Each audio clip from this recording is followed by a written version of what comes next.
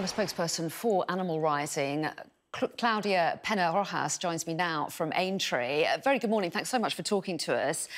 You at Animal Rising have said that you want to disrupt the Grand National at Aintree later on today. So tell us what your plan is. What is it that you're trying to do?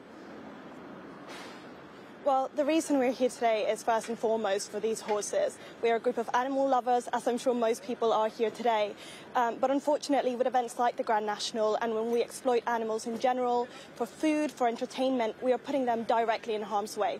So we are here today to prevent this from happening. This is also part of a much bigger campaign that is happening this summer, not just centred around horse racing, but so that we can have this really important national conversation about our treatment of animals and the natural world and how it needs to change. So what's your plan? As I understand it, you want to actually stop the race from starting in the first place. Is that right? How do you intend to do that? So we will be out the front here today having a demonstration. We will be carrying out slow marches, and at some point we will peacefully, non-violently try and make our way towards the track. And this is to prevent these horses from coming into harm's way. So if you fail to stop it starting, do you have the intention to send people onto the race course? So, as I said, this is a completely non-violent, peaceful protest. So we will at some point be making our way towards the track. And this is, again, because this is an industry that is harming these horses. We know that horses die every 2 to 3 days in UK horse racing alone. A horse died at this location just this Thursday. Well, the Merseyside police say that they do have a robust policing plan in place around the event. They're working with Aintree's owners in preparation for any incident. So what chance of success do you think you have of disrupting today's event? Yeah, I believe that we can do this. I believe that the reason why we're doing it is what's most important. And again, it's to draw this attention to our broken relationship with animals and the natural world and how this needs to change, because there have to be better ways for us to love animals and have interactions with them that doesn't hurt them.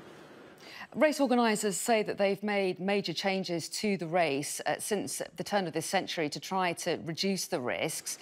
They say that's dramatically cut the number of fatalities. Do you accept that some progress is being made? I don't think it's nearly enough. You know, we often talk about welfare in this industry, but again, horses continue to die. Special Envoy died here on Thursday, and we simply do not need to be exploiting animals like this.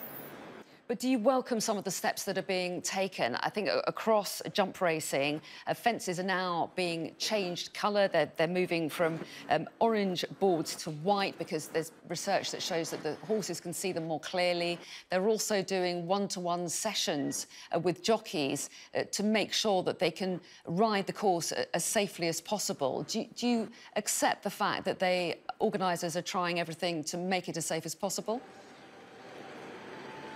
I think the point here is that this is unnecessary, that no matter what we put in place, these animals are being put in harm's way, and that it is unnecessary, and that we can have a relationship with animals where we're not putting them in harm's way, and where we do love them and care for them, and where our actions are in line with those values. Many racegoers love the Grand National. It's a key part of the racing calendar. There are a lot of people in Liverpool as well who are very proud of this event. What would your message be to them today as you try to stop the race going ahead? So again, I really acknowledge that people come here because they love animals, because they have this connection with them, and I'm not disputing that. I'm just questioning whether our actions are in line with those values of loving these animals, and I believe that we can progress and we can do better and need to do better, and that's why we're out here today, and that's why we're having this campaign this summer, so that we can address our broken relationship and how we can heal it. OK, well, Claudia Penna Rojas, thanks very much indeed for talking to us here this morning. Thank you so much.